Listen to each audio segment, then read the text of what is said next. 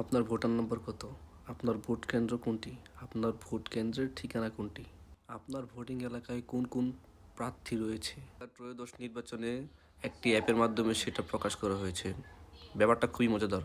চলুন আমরা দেখে নিই। চলে আসলাম আমাদের মোবাইলের স্ক্রিনে। এখন আপনাদের মতো যদি অ্যান্ড্রয়েড ইউজার হন তাহলে যাবেন প্লে স্টোরে, আর যদি আইফোন ইউজার হন তাহলে যাবেন হচ্ছে অ্যাপ স্টোরে। তো আমি যেহেতু আইফোন ইউজার, তো আমি যাচ্ছি এখন অ্যাপ স্টোরে।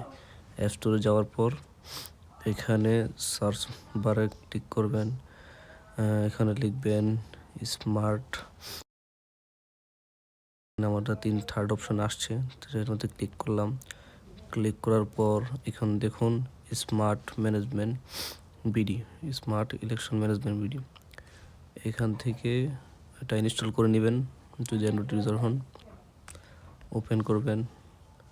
এটা ওপেন করার পর আপনি আপনার ল্যাঙ্গুয়েজ সিলেক্ট করবেন। এখন করণীয় হচ্ছে গিয়ে আপনারা এখান থেকে দেখতে পারবেন যে 13 জাতীয় সংসদ নির্বাচন, এটার মধ্যে ক্লিক করবেন। এখানে দেখুন প্রত্যেকটা আসনের বিস্তারিত দেওয়া আছে।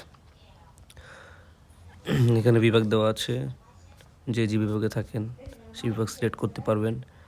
তো আমি যেহেতু ঢাকা বিভাগে আছি, তো ঢাকা বিভাগে সিলেক্ট করা থাক।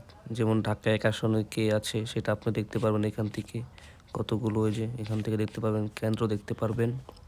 এখন ব্যাক করবেন।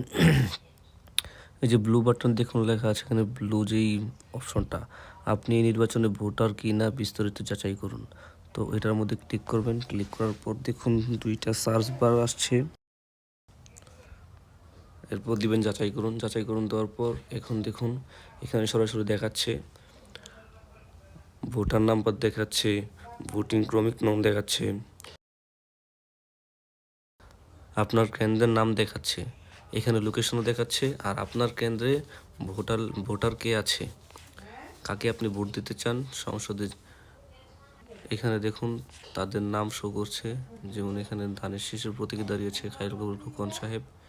তো এই দেখুন আমার পুরোপুরি দেওয়া আছে, হলফনামা দেওয়া আছে, আপনি যারা দেখতে পারবেন।